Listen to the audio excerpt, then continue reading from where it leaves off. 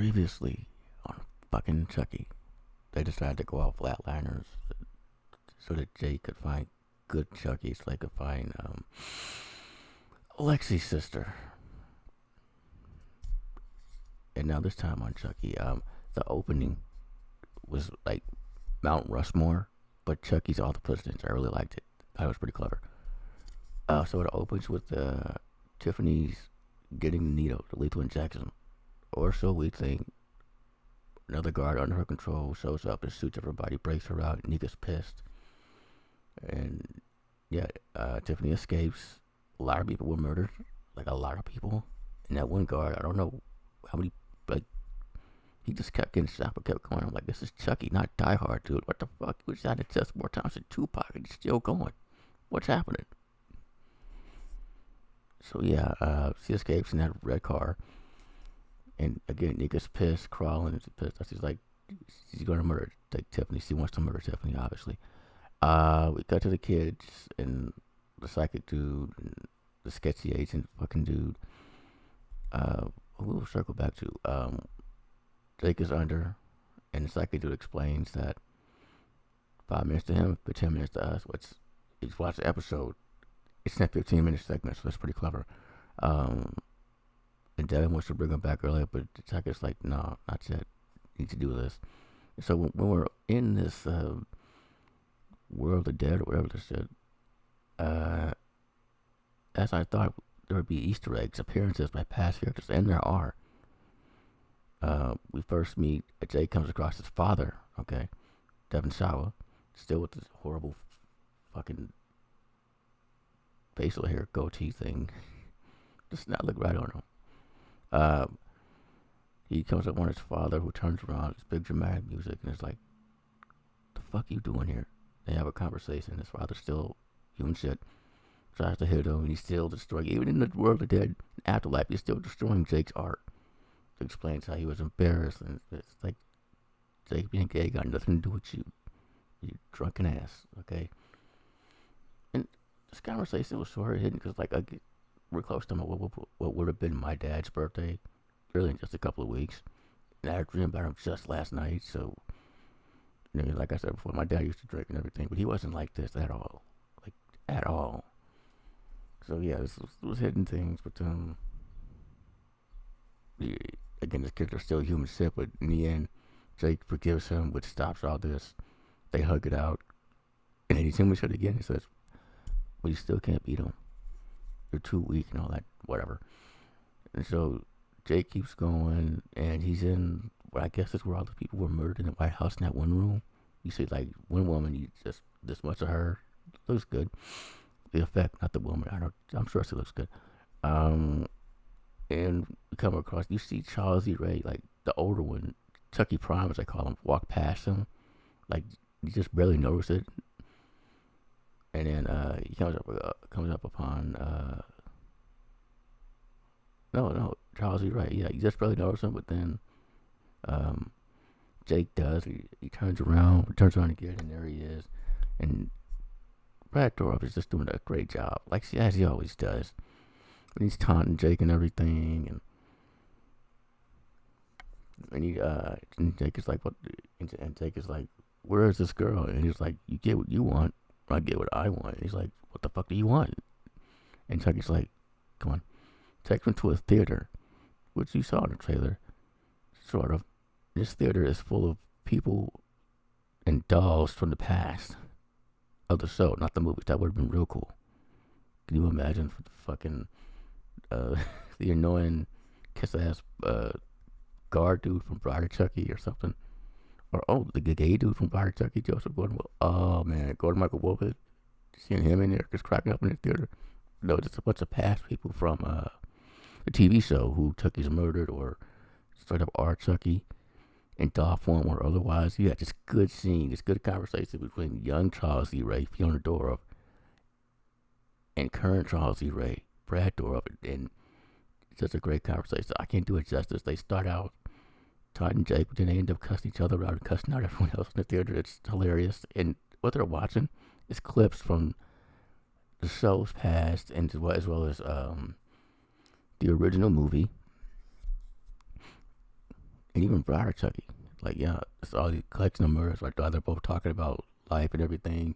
Or Chucky's like, you just gotta simmer, just take it in, man. Just slow it down. Just smell the roses. While younger Charles D. Ray is like, fuck that. We need to do it now. It's like, not it. That's why they start arguing. And while they're arguing, Jake leaves and finds good Chucky. Yeah. He's in a bed. It's all white room. Giant picture of Nadine, which, by the way, they show Nadine being murdered before they reference it. Nadine being murdered pretty much confirmed what we all thought. There is no good Chucky, but they did all that, but still have this conversation where they try and trick you into believing there is a good Chucky. There's not. At all. I admit I was edge of my seat. Everything Brad Dorff was saying is good Chucky with his way softer voice. I was everywhere I took it in. But then his voice changed to the Chucky voice we know. Beautiful, beautiful voice work there. And he's like, what can I say, Jake? I am what I am.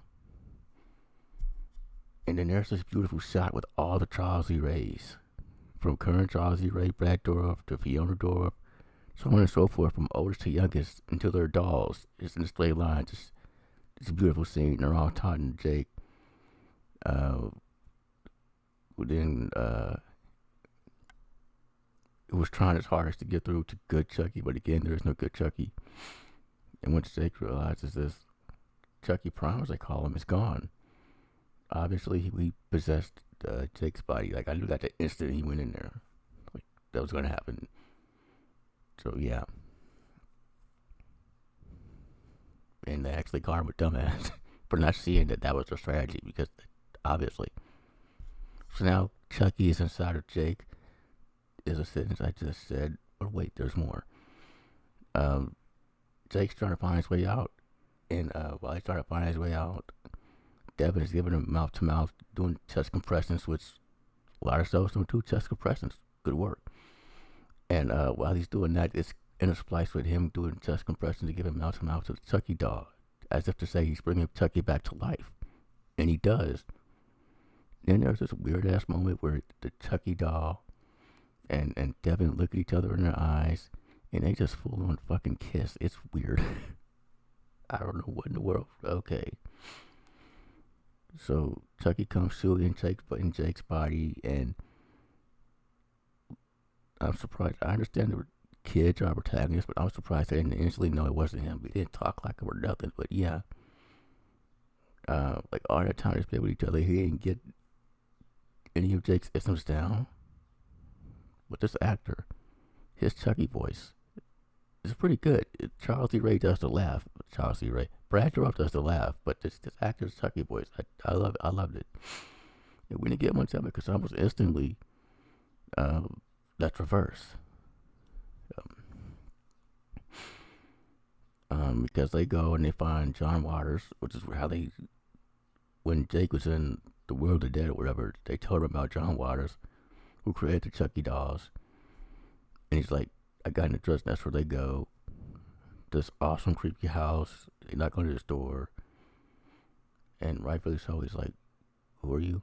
I don't get visitors, especially not children. Like, what is this? And they have a conversation with him. He lets them in, and at first, like for like a half a second, you think he's a good dude, but pretty quickly you find out he's not. Or at least, not why he's under their control, shall we say. And he tells a story about his son, which I thought was interesting. His son, Tommy, who was stabbed by some maniac in a mall. Now, if we go back to Child's Play 2, what did Chucky call himself? Tommy. So was Chucky that maniac in the mall? And John Waters is like, ever since then, the thought of touching children, like children touching him, I should say, he just doesn't want it. He doesn't want any kind of affection from children. They're like, okay, makes sense. And yeah, the girl's there, the sister. And also, hold on, I almost forgot. The oldest son. Oh yeah, I skipped some stuff. Okay, rewind it. So the weird agent dude, he's planting bombs all over the White House Because he's like, well, we don't know that this family's going down tonight. Okay, that's never explained why. And he doesn't make out the White House. Like, Grant, the oldest kid, ends up locking him in the Oval Office while the place is on fire. The bombs went off. And he's banging on the door. He finds his way out, only to be forced back in by the ghosts of past presidents and first ladies. I know this because one of them was Lincoln, who is said to haunt the White House. So points with that, but still, I don't like the ghost stuff. But Lincoln saved it, I guess, saved the day. Yeah, he's in there, and he went up getting set on fire. He finds his way out of the White House still, but he burns up. Yeah. Well, no, he doesn't. He burns up, and it winds up back in there and explodes. In the aftermath of what the people are outside the White House, including the First Lady, who reunited with her son, Grant, who, by the way, I only just now realized the episode that his name is Grant. Is that Grant as in Ulysses Grant, the former president? Because that's actually kind of clever. But anyway, okay. Now back to John Waters. This is where shit gets weird. So he has these 3 kids in his house. He told them about his son and about why he created the dolls, which was because of his son. He was like, if I can't hear my voice laugh anymore, he's like, if I can't hear my voice laugh anymore, I at least want somebody to hear like Chucky, like the good guy dolls laugh, whatever, something to that effect.